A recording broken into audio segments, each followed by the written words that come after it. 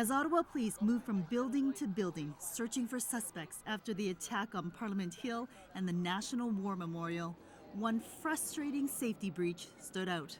In the private sector, public sector, such as commercial buildings in the downtown core, not everyone has a policy or a procedure to do in the case of there's a threat, such as an active shooter in their building, or there's an active shooter or threat in the environment around their building. Inspector Mark Ford says despite enacting a safety zone that stretched several blocks and ordering people to stay in their buildings, not everyone heeded the warning. Some watched the action through windows, well within a possible line of fire. Others left their buildings before the lockdown was lifted. Our kids are well trained, well educated, well rehearsed what to do.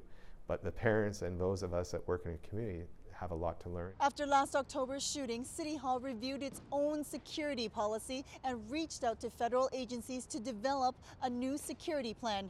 City Hall now has an active attacker policy.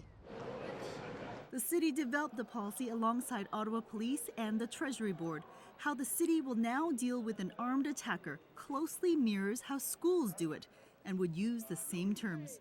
The school boards actually do a very good job of that idea of where they have lockdown versus a hold and secure or a secure facility.